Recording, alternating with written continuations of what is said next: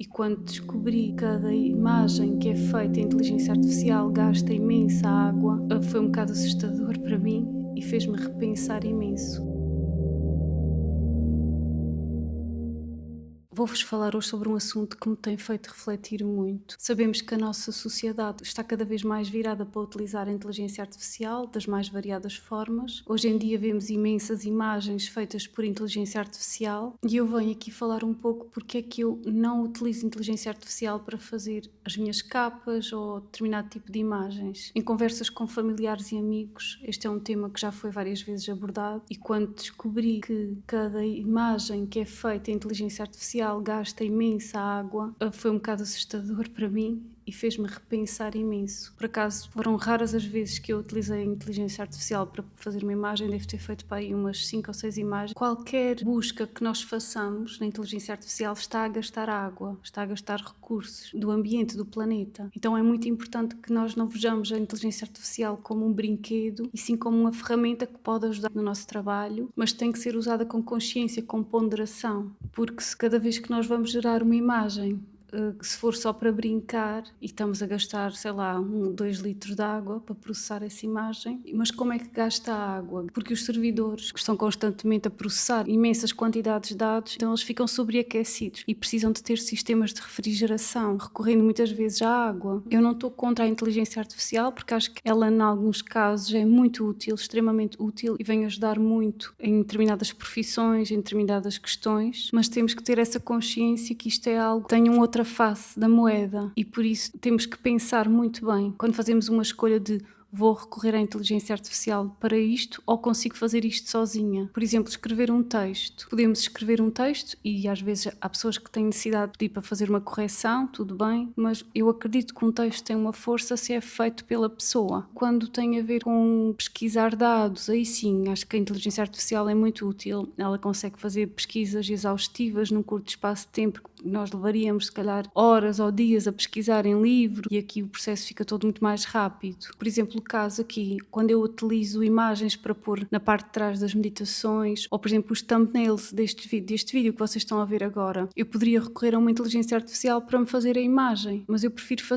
tirar um print screen, ou às vezes o próprio YouTube já faz uma seleção de um print screen do vídeo e utilizar isso como a capa. Só acrescento depois um título e fica a capa. E assim não tive a utilizar recursos da natureza em excesso. A mesma coisa com as meditações. Eu gosto de ver uma imagem que é verdadeira da natureza, de um sítio bonito que eu sei que existe e que alguém viu aquilo e conseguiu retratar aquilo ou captar aquele momento especial e único de algo que é da vida. Por isso eu gosto de utilizar fotos que eu tirei. A maior parte das fotos que vocês veem nas meditações são, por exemplo, aqui do Pico, da Ilha do Pico, nos Açores, que é uma vista incrível, é um quadro vivo, porque está sempre a mudar de acordo com as estações, de acordo com a hora do dia, ou de outros sítios da natureza, da floresta, porque acho que há imagens tão bonitas que nós temos que podemos utilizá-las para criar as nossas capas ou o que seja. Há casos em que eu acho que a inteligência artificial pode ajudar imenso a criar imagens, por exemplo, uma coisa imaginária. Uma pessoa ter uma ideia, uma visão de algo que uma pessoa criou mentalmente, que imaginou, e aí a inteligência artificial pode ajudar a criar ou a recriar aquela imagem. Se a pessoa, por exemplo, não conseguir desenhar bem ou pintar bem, ou, por exemplo, esquemas que ajuda a esquematizar de forma mais rápida e que seja um esquema que é verdadeiramente útil para nós ou para os outros. Por isso, eu muitas vezes questiono-me quando vou utilizar a ferramenta, e é algo que eu comecei a usar há muito pouco tempo, mesmo muito pouco tempo, e até mais agora quando comecei a trabalhar com o YouTube, mais no sentido de, às vezes, pequenas pesquisas, e tento ao máximo que sejam coisas que são verdadeiramente úteis, que aquela pergunta vai ser útil, que me vai ajudar a chegar a algo que eu vou pôr ao serviço de algo maior e de algo que seja bom para o bem comum. Isto sobretudo quando me apercebi do impacto ambiental que tinha. Por isso eu não estou contra a inteligência artificial, acho que ela tem o seu lugar, sinto que o mundo está a caminhar para pelo menos 2 polos,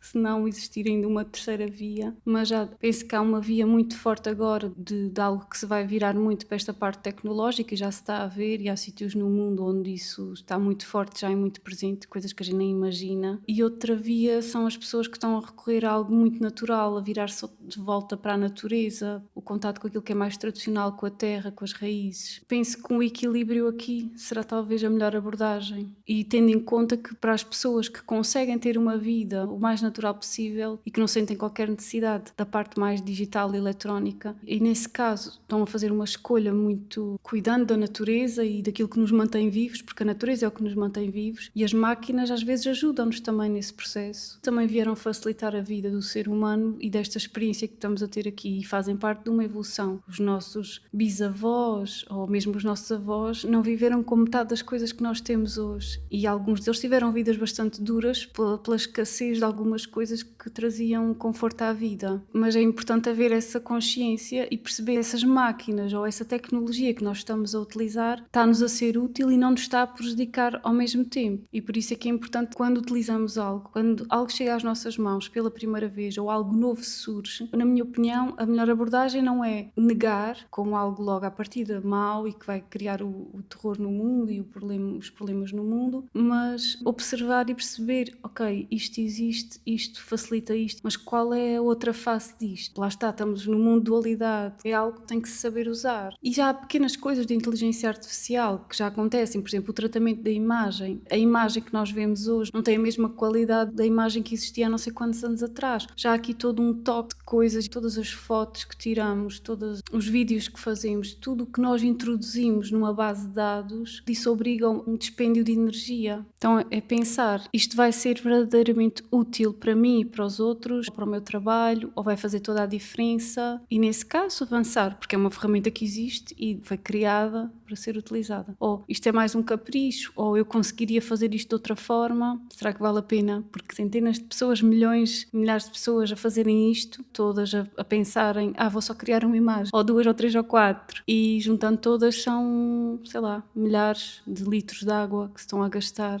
só para algo que seria uma brincadeira. E eu acredito que o nosso planeta tem uma capacidade enorme de procurar o seu equilíbrio, de se regenerar. Acredito que se vão encontrar outras maneiras para refrigerar, porque também acho que já há sítios onde se estão a colocar os servidores no mar como forma de arrefecimento, e até que ponto é que isso depois também aumenta alguns graus da temperatura da água do mar e o impacto que isso pode ter nos ecossistemas. Eu acredito, da forma como as coisas estão a evoluir, que há muitas coisas que também estão a ser descobertas para ajudar a eliminar todas estas questões que acabam por ser um bocado prejudiciais à nossa vida e ao planeta, mas enquanto ainda não surgiram, acho que é importante termos alguma consciência na forma como utilizamos estas ferramentas com o potencial que têm. O que é que custa a nós, à nossa vida, à nossa existência, ao mundo, à natureza. Esta foi só mais uma reflexão que mexe com a nossa dinâmica hoje em dia de trabalho, comunicação uns com os outros, para que seja feita de uma forma mais sustentável para todos nós. Se gostas deste tipo de conteúdo, podes subscrever o canal, ativar o sininho e encontramos no próximo vídeo.